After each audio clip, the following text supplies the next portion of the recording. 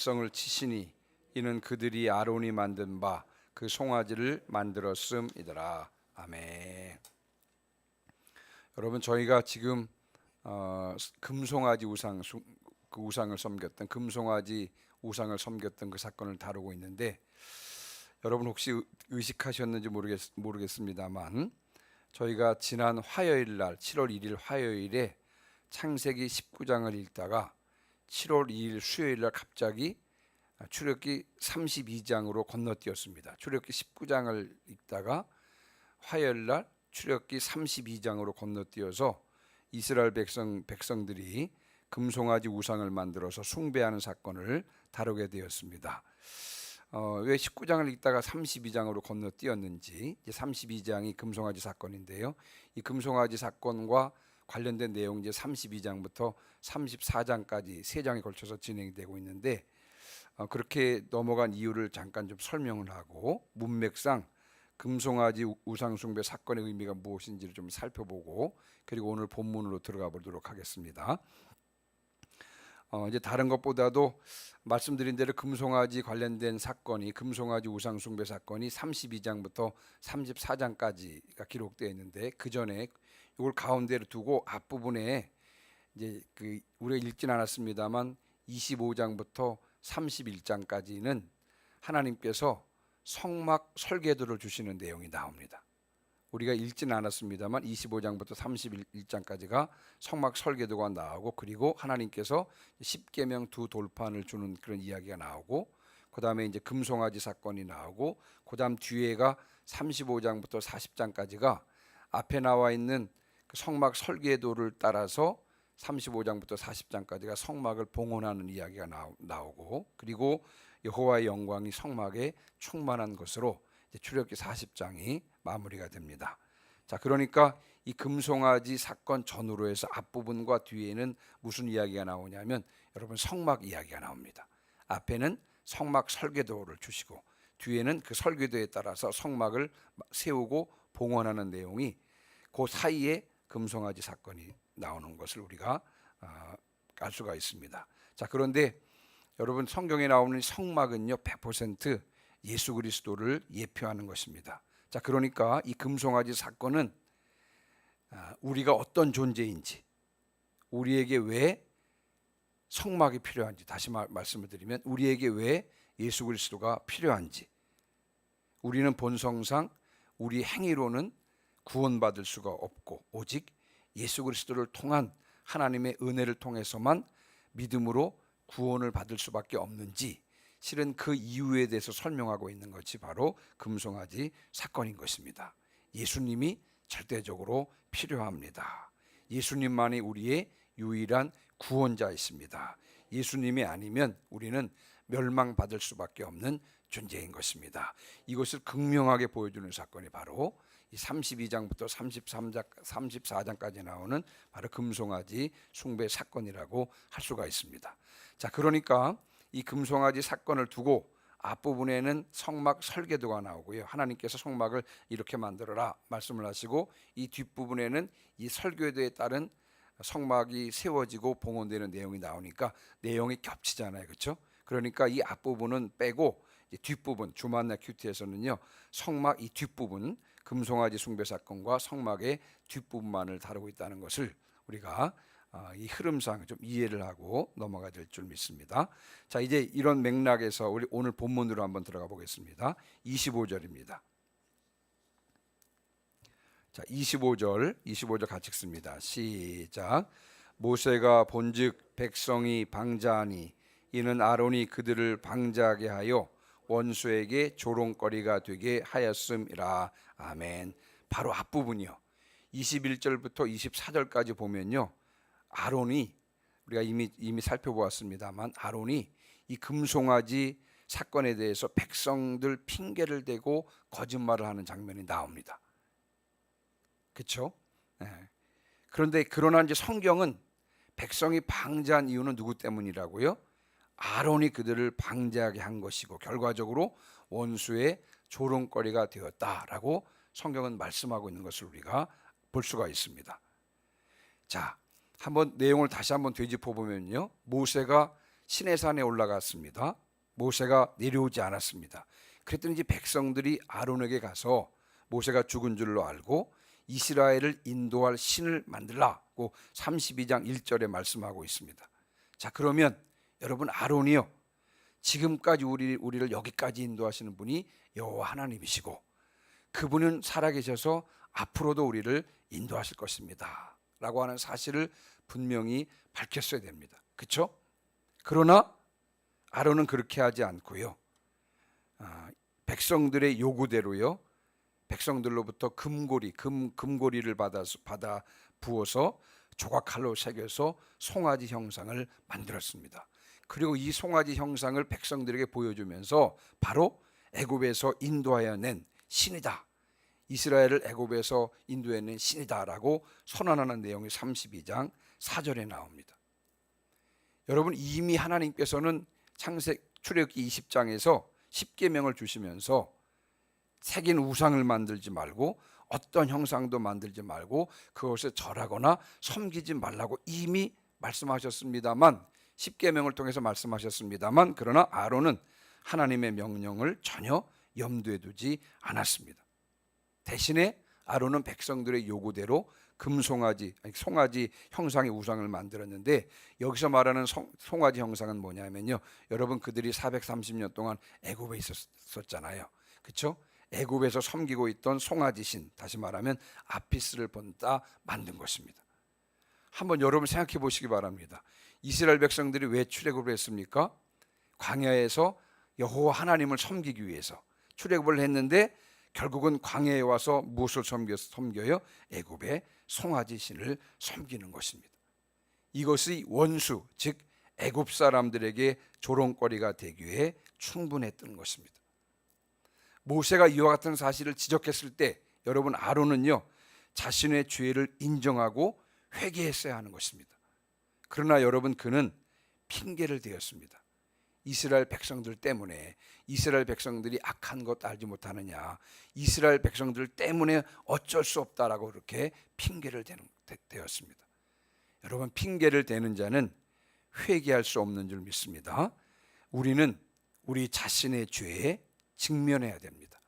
그리고 내 죄를 인정하고 회개해야 하는 줄 믿습니다. 만일 우리가 우리 죄를 자백하면 주님께서는 미쁘시고 의로우시기 때문에 우리 죄를 사하시며 우리를 모든 불의에서 깨끗하게 하실 줄 믿습니다. 핑계를 대고 있는 죄가 있지는 않은지 우리가 스스로 살펴봐야 할 줄 믿습니다. 성령께서 우리의 죄를 드러내 보여주시면 즉각적으로 회개하는 줄 믿습니다.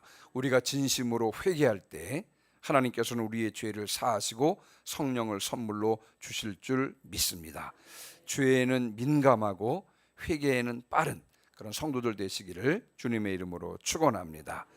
자, 그 다음에 26절부터 29절인데요. 자, 우리 26절부터 29절 한 번 더 교독하시겠습니다. 제가 26절 읽습니다. 이에 모세가 진문에 서서 이르되 누구든지 여호와의 편에 있는 자는 내게로 나오라 하매 레위 자손이 다 모여 그에게로 가는지라. 27절.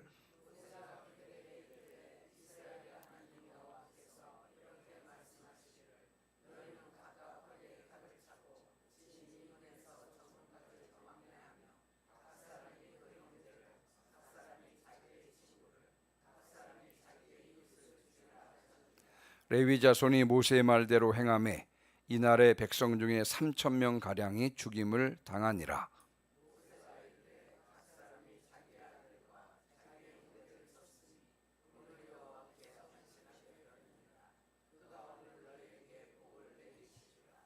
아멘.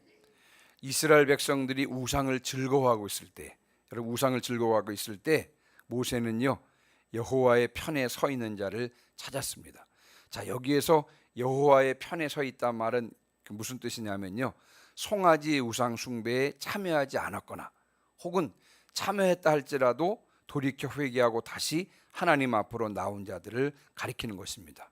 이때 레위 자손 중에서 우상 숭배에 참여하지 않은 사람들이, 모든 사람들이 모세에게 나왔습니다.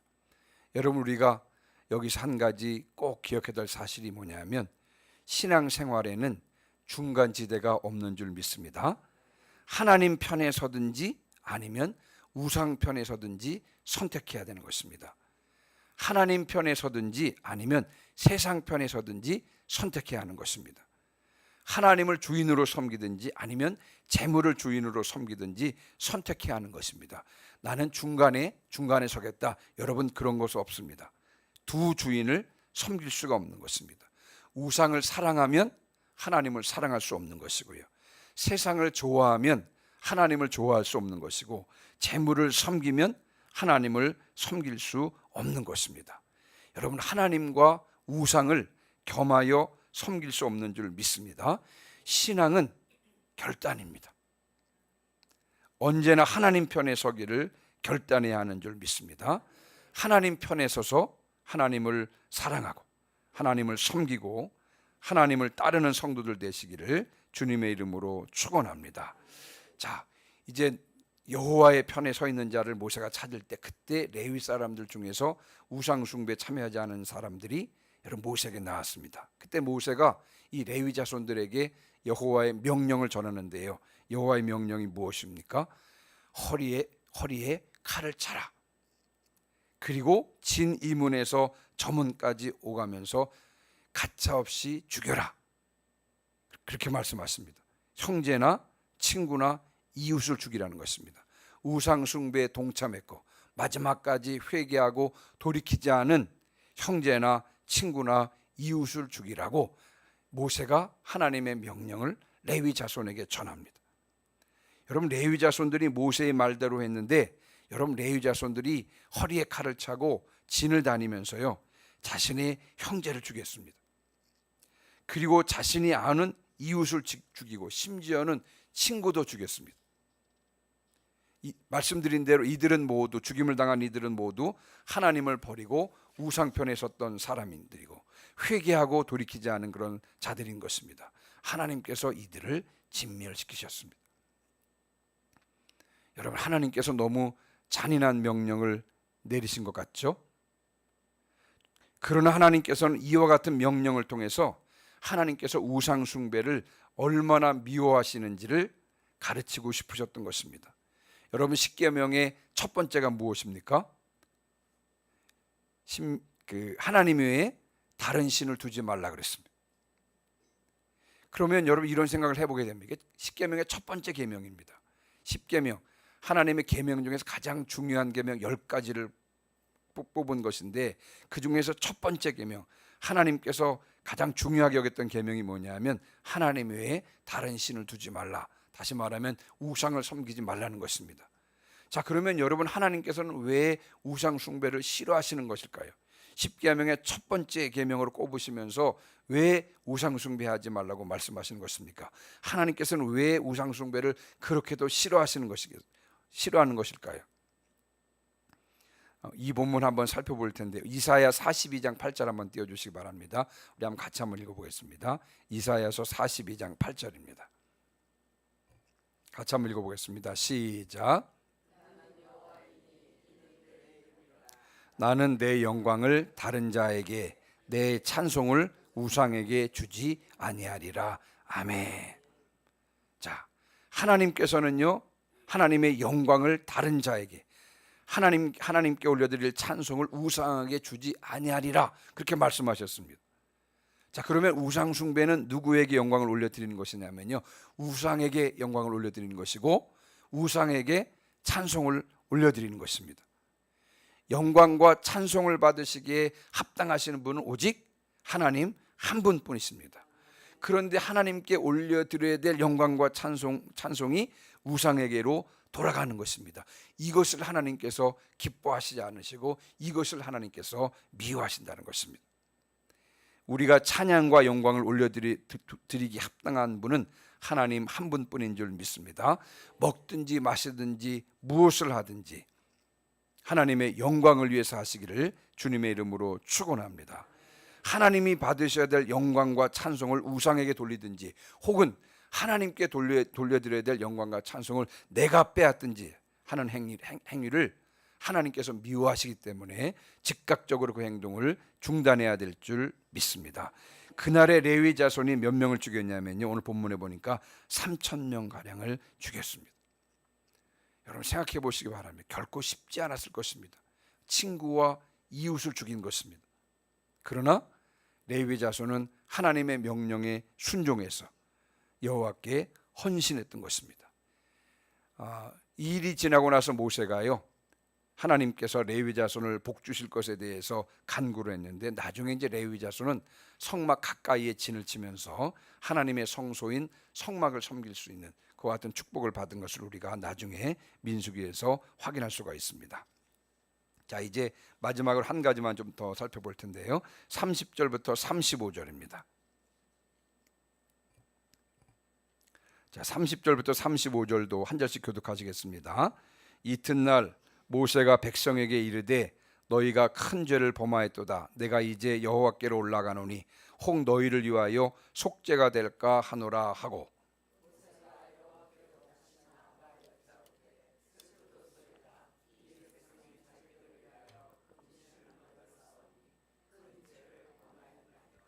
그러나 이제 그들의 죄를 사하시옵소서. 그렇지 아니하시오면 원하건대 주께서 기록하신 책에서 내 이름을 지워버려 주옵소서.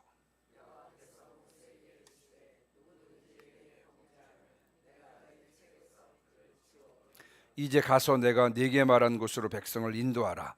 내 사자가 네 앞서 가리라. 그러나 내가 보응할 날에는 그들의 죄를 보응하리라.